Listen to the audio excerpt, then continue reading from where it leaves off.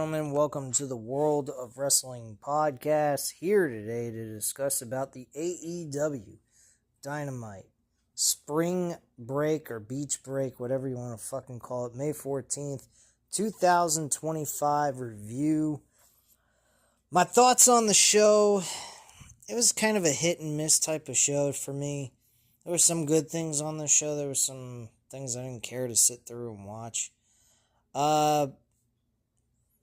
I thought the main event for the World Heavyweight Championship in the steel cage was fairly decent. Probably the best main event that Jon Moxley has had as this Death Rider's character I've seen, but still, they had Gabe Kidd interfere in this match to help him win and retain the championship.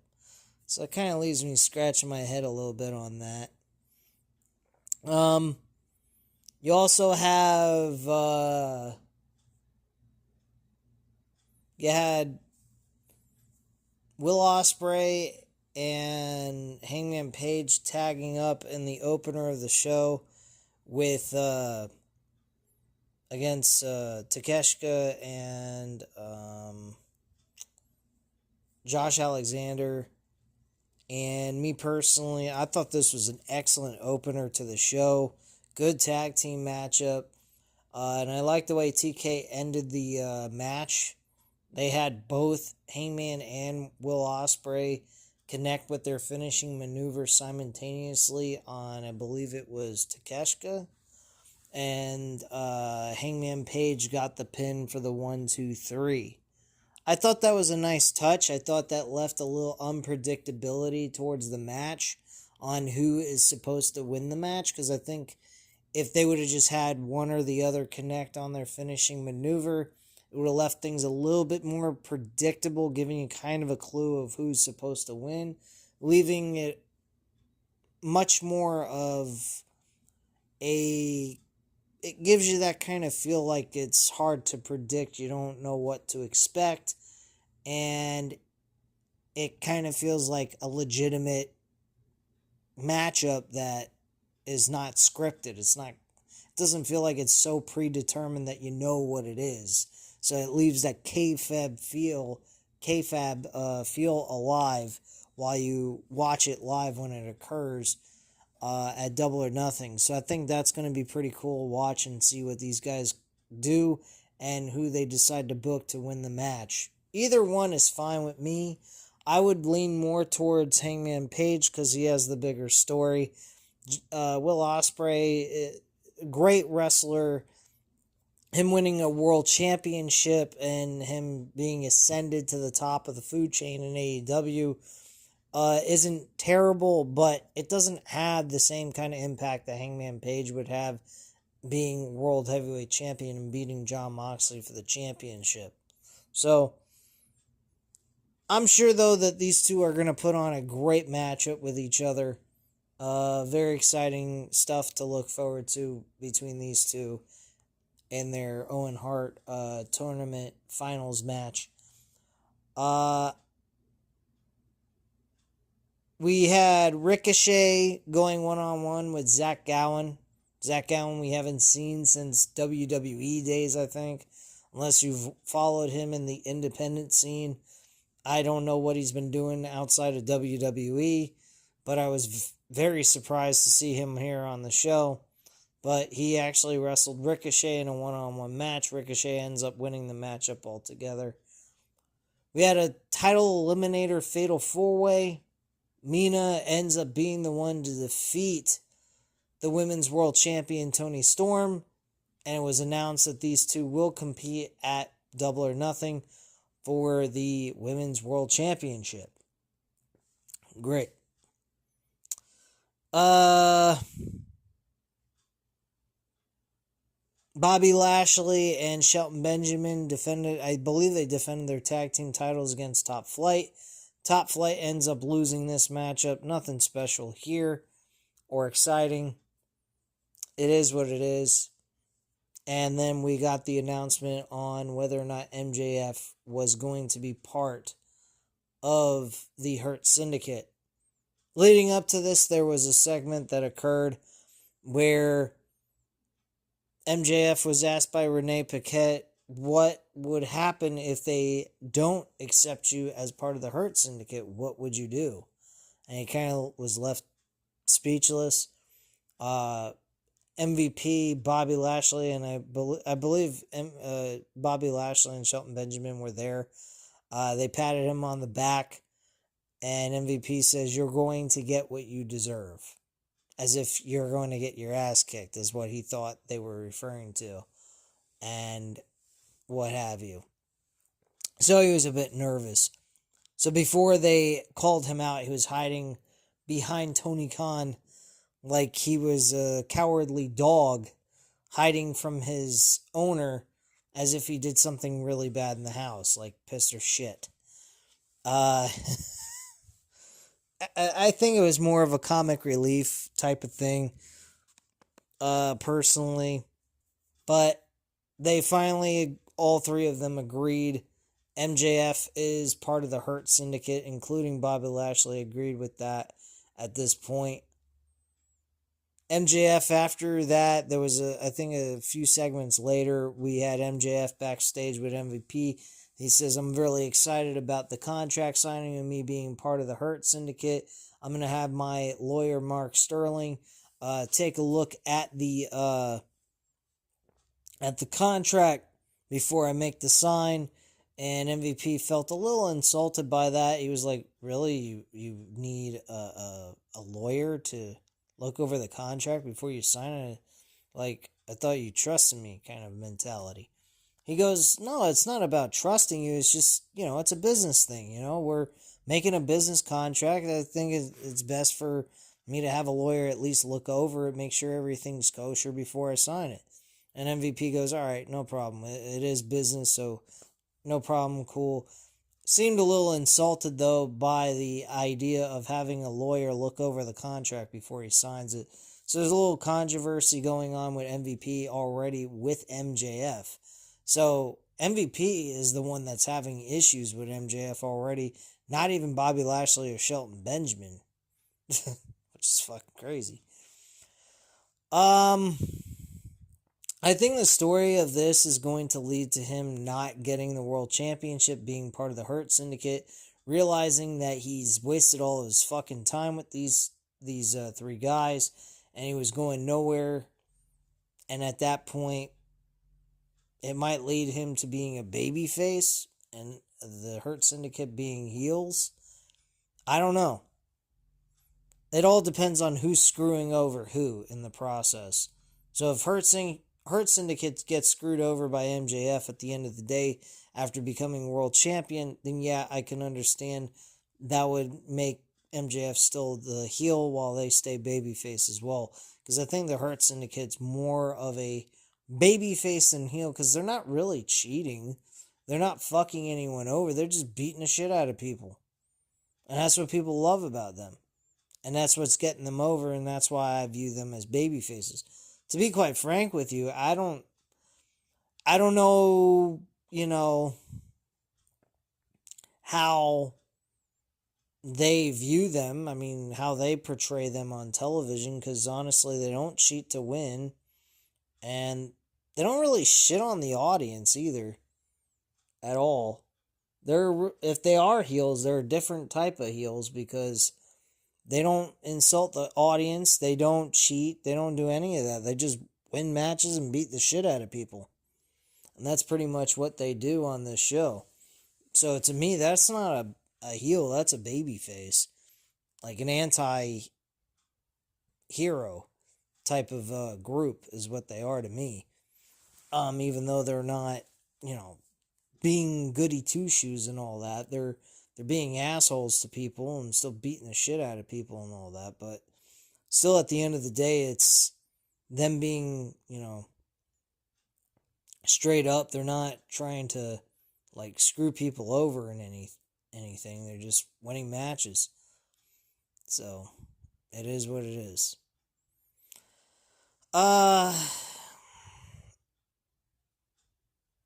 Yeah,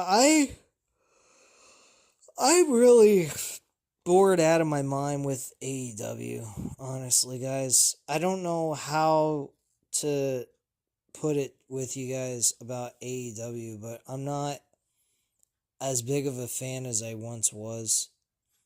And I think I have a legitimate reason not to be. I mean, you look at the ratings, it definitely shows that. I mean, then again, I mean, people might be just not wanting to have cable television, which can affect the ratings and so on. So that might play a factor in why their ratings suck. I've been watching it off of Max. I don't have cable anymore. I'm tired of forking out all kinds of money, barely using it for just pro wrestling and live sports. In which case I can get live sports off of the NFL Game Pass, NBA League Pass, and I can get the MLB TV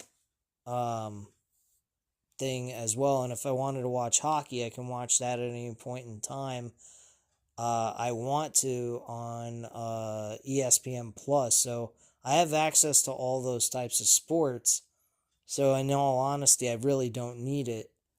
The only thing I don't watch on regular television, I still do, but it's off of these other websites, is like SmackDown. That's the only thing that I would need cable for. And to me, having SmackDown just for cable alone is absolutely ridiculous. So I just figured, what the hell's the point in keeping cable altogether if you're not going to use it, which I don't. I pretty much create my own television programming. I have a shit ton of movies, like over 500 plus movies on Fandango. And I have hard copies of different movies on top of it. I have so much fucking movies I can shake a stick with. So television is not an issue for me. I don't need cable TV for those reasons. For movies or any of that. But yeah, I don't know, man. I just feel like this show just was bland as fuck. Also, before they announced that MJF was part of the Hurt Syndicate, Action Andretti and Leo Rush wanted shots at the World Tag Team titles from AEW. The ROH Tag Team Champions, Sammy Guevara and Dustin Rhodes. I can't believe those two are actually together as a tag team and are tag team champions. Are going to compete one-on-one to crown a number one contender on Collision to see who gets to face the Hurt Syndicate at Double or Nothing. That's, I guess an intriguing matchup. I think Action Andretti was pretty good in his debut match against Chris Jericho. Jericho losing to him was actually a shocker as fuck. But in all honesty, they haven't done nothing with him. They have so much talent on this roster. They don't use them on this show. And Collision is not even a story-driven show at all. It's worse than Dynamite. Collision is just like random matches thrown together with no rhyme or reason, no purpose, nothing. Tonight they tried to take one of the stories they are utilizing on Collision that no one is paying attention to because no one watches Collision. They get like 250,000 people to watch Collision on a Saturday night. To what? What are they all interested? Those 250,000 people, why are you interested in watching this fucking show on a week-to-week basis? Dynamite has some fucking reason to watch on a week-to-week basis if they actually try to produce a show. But Collision, they're not trying to do anything. The only remote storyline they got going on, which was aired tonight on Dynamite, was Daniel Garcia being attacked by FTR. And now Nigel McGuinness is actually a part of this this story as well. He was also being harassed while he was doing his job and being picked on, and he's a retired wrestler. So apparently they're trying to bring him out of retirement for a one-time only match in this situation, like they did with the Bryan Danielson match last year. And it looks like Daniel Garcia might be able to get Nigel McGuinness out of retirement for a one-time only match with him being tagged together to fight off the FTR. Now, I don't know if this is going to be on Collision. I don't know if it's going to be on Double or Nothing. I think this match should be on a possible Dynamite, I guess. But there's nothing going on Collision that makes me want to go watch it. If Collision was on a Thursday, and Collision actually had a storyline driven, moments on the show where we had something that leaked over from Dynamite into Collision and got stories being delivered there, or news stories that weren't touched on Dynamite and are being touched on Collision, I'd say, yeah, it's worth watching Collision. If Collision was still on Saturday and they were touching stories on there that are good stories, no, I wouldn't watch it on Saturday night, but I'd go ahead on my free time and I'd go back and watch the episodes on HBO Max. That I'd definitely do, and I'd review it here on the channel at least on a day that doesn't intertwine with anything else I'm doing. But to expect us to sit through Collision and to know what's going on with Daniel Garcia for that one storyline, I don't see the point in that. I think it's absolutely dumb as hell to do that. And then you're bringing it over to Dynamite and expecting people to know what's going on with that. Like, I don't care. Matt Menard was there as well, helping out Daniel Garcia and Nigel McGuinness after the attack from FTR when Stokely said they weren't there originally. To be quite frank with you guys, there's not much to review on this episode. There's not much to review on Dynamite, period. They have good matches from time to time, and that's about it. Storyline driven, nowhere to be found on this show. At all. MJF, trying to get in the Hurt Syndicate, has turned into a comedy act. He gets accepted into the Hurt Syndicate and he goes crazy and he goes, "We hurt people! We hurt people!" and screams it at the audience like he's asking for their praise from them. That he got accepted into the Hurt Syndicate. I don't know, man. I really don't. I do find that Jon Moxley Samoa Joe's match was actually the best title defense that Jon Moxley has had in his entire run with the Death Riders. 100%. This was a good match. I didn't think it was shit. I think Gabe Kidd being involved in this at random, kind of a shocker. Didn't expect that to happen. But then again, he does have issues with Kenny Omega, which later on Kenny Omega shows up at the end of the match and tries to make the save. He's unfortunately unsuccessful. And then we have Swerve Strickland saving the day and calling out for the guys that were in the ring against the Death Riders and the Young Bucks, and I believe also Okada, in a Anarchy in the Arena match, a Double or Nothing.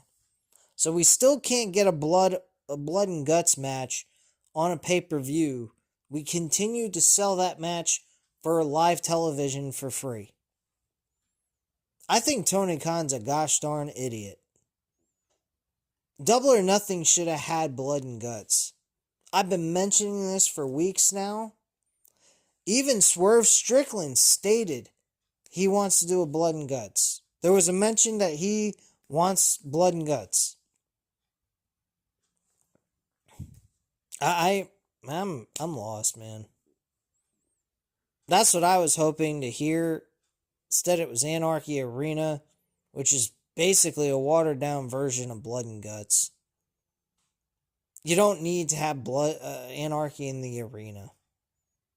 What are they going to do? All kinds of crazy stunts and outrageous, insane shit just to get a reaction from the crowd and from people at home that are watching? Are we going to see another person get burned alive on national television like we did last year with Darby Allin?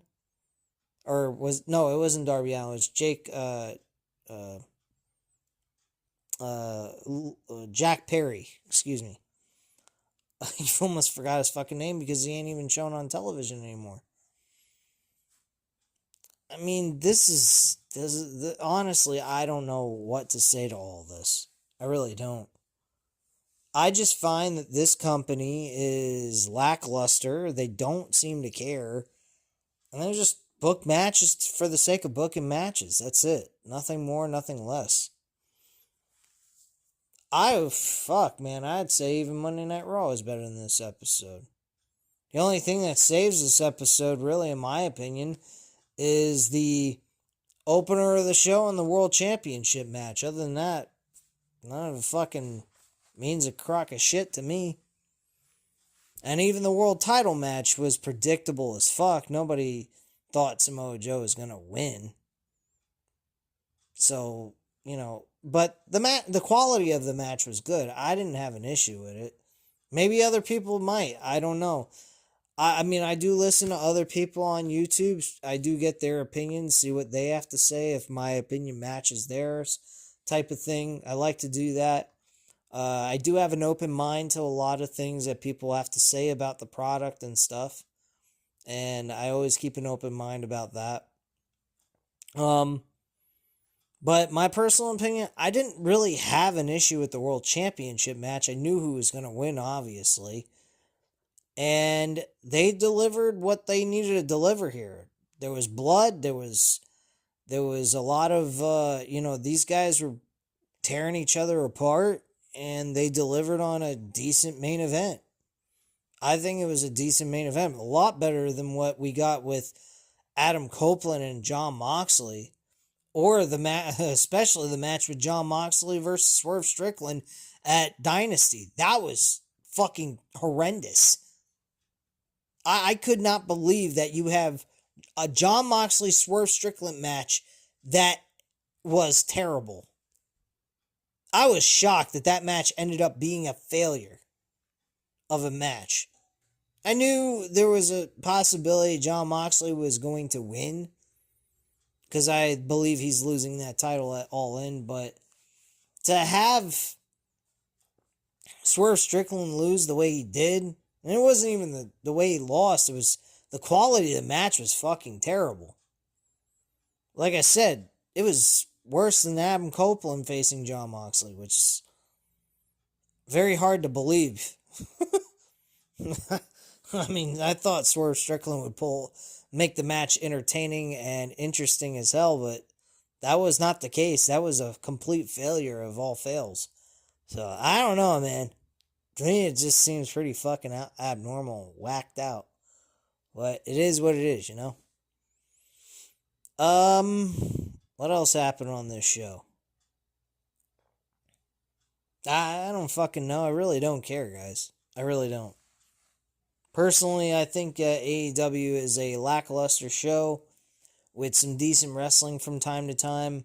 And from long periods of time here and there, we'll get like a really good show. Go, holy shit, we finally got a good one. And then they'll just go off the rails again.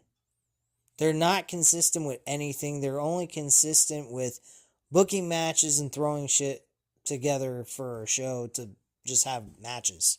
That's it. Don't get me wrong. That's what this show's about, wrestling. But don't you want to have stories to make it intriguing? Especially the fact that these are predetermined matches. There's no legitimate real winners. They're predetermined. So that's where the story comes in that makes it entertaining and gets the reactions you get when you watch the fucking matches in the first place. This ain't UFC, guys. I'm sorry to break it to you. If you want pro wrestling to be like UFC, it will get boring very quickly. I mean, unless you want to put a storyline driven sports mentality behind it, which I thought that's what we were going to get with AEW with the ranking system and all that. That went out the fucking window very early in their inception of the company. Yeah, they give you stats of wins and loss records, but do the wins and loss records mean anything on this show? No. I mean, you got guys that are from Ring of Honor and Collision that nobody knows about, nobody cares, has no fucking idea who they are, and they're challenging for tag team titles. In AEW. Where's Leo Rush and Action Andretti been on AEW Dynamite? Have we seen them do anything? No. Have we had any stories being, carried over on Dynamite from Collision and being touched on Dynamite about Collision, what they did on Collision? Not really, not that much, no. They haven't been on a big ass winning streak, and if they have been, I wouldn't know about it because no one talks about it on Dynamite. Because I don't watch Collision. It's that fucking simple. There is no tag team division. We just drag some fucking tag team out there. They challenge for the tag team titles. Tag team wrestling in AEW when they first started was fucking unreal. Yes, I used to complain about so many tag team matches taking place on a Dynamite show, but my gosh, they at least had a fucking tag team division. I don't know what the fuck this is. Championship division. I mean, you do have guys that challenge for the world title, but let's be real, it's all the same guys that have been world champion. Once before, at least. John Moxley's just running through everybody. I don't know, man. I don't feel anything from AEW. They keep talking about this so-called feeling. What feeling? I've thought the feeling was entertaining the audience and giving them intrigue to want to continue to watch your show. Not keep talking about some imaginary feeling that doesn't exist in this company anymore. Because they sure as hell ain't got the fucking feeling themselves. How are we going to get it from them? Want to recapture the feeling my ass. Jesus criminy, man. I don't know, man. I just hope that at All In, whoever wins between Will Ospreay and Adam Page, they win the world championship from John Moxley. Because like I said the last couple of weeks, if that does not happen, I am not watching this product anymore or covering it. Period. I can't keep watching this shit. I could do other things in my free time after work than sitting here watching AEW television and being bored out of my fucking mind. And granted, there's no guarantee that there will be any storytelling or uplifting intriguement from this product even after All In.